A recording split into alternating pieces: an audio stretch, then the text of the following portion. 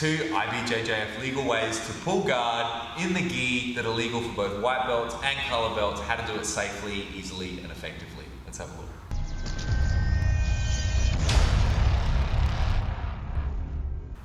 Hey guys, Coach Tom here. We're having a little pulling guard. Pulling closed guard is a thing that is kind of old school in jiu-jitsu. A lot of the days, these guys, people butt scoot and they're going for open guards.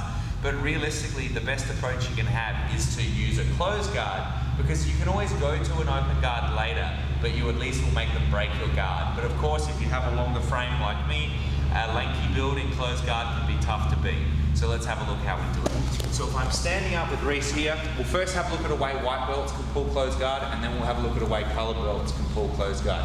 If you're right-handed, most of this time people grab a collar with the right hand and grab a sleeve with the left. Now if I was wearing my gi today, Reese would probably have the same mirrored grips on me, but it doesn't really matter.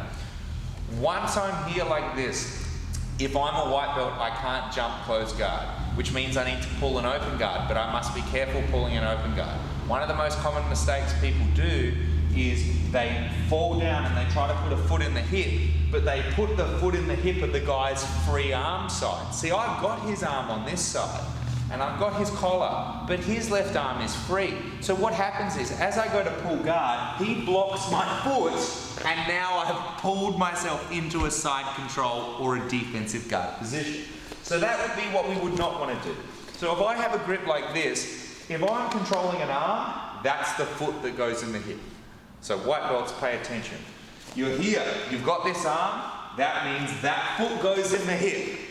Now from here, you can, if you want to pull to closed guard, pull him into you as you point your toes, and here we are into a closed guard. However, if Reese keeps his foot in like this, then we can bring this other foot in, we can start playing open guard, we can start playing De La Hiva, we can do all sorts of things if we wish to play an open guard like this, okay?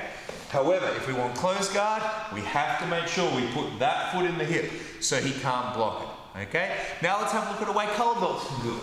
So, Reese, you'll obviously have to hold your posture here. So again, we presume we have the basic grips, you know, like first day judo type grips here. So if I've got these grips here, okay, I want to throw one leg up at a time. But here's the thing, only my first one is going to be quick. Like a jab cross. The jab is quick, the cross is going to take more time. So if I'm here with Reese, now it's going to reverse. If we're pulling open guard, the foot goes first into the hip on the same side as the arm.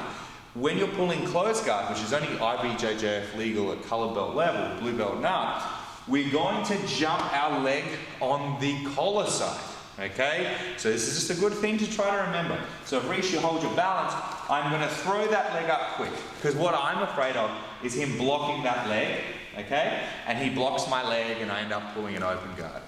So what I want to do is quickly throw that leg like this, just like I'm trying to hit him with my hamstring on his hip.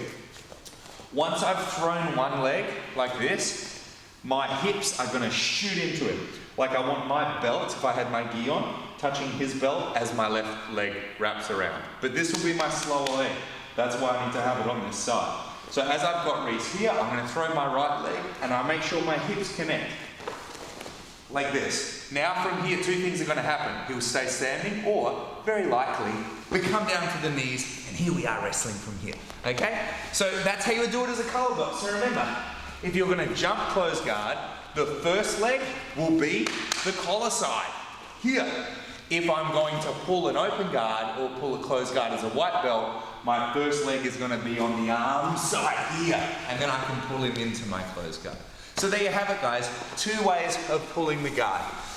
Remember, whether you're in gi or no gi or white belt or color belt, pulling the guard is a part of jiu-jitsu, and it's a cool part of jiu-jitsu, but please don't use it to avoid doing takedowns. You know, if you ever transition to MMA, or not that you can't pull guard in MMA, you can, but don't let it hide your takedown skill. Make sure you're working judo or wrestling or both, and make sure you've got a solid takedown game. And then you'll be able to pull guard really effectively because they think you're going to shoot.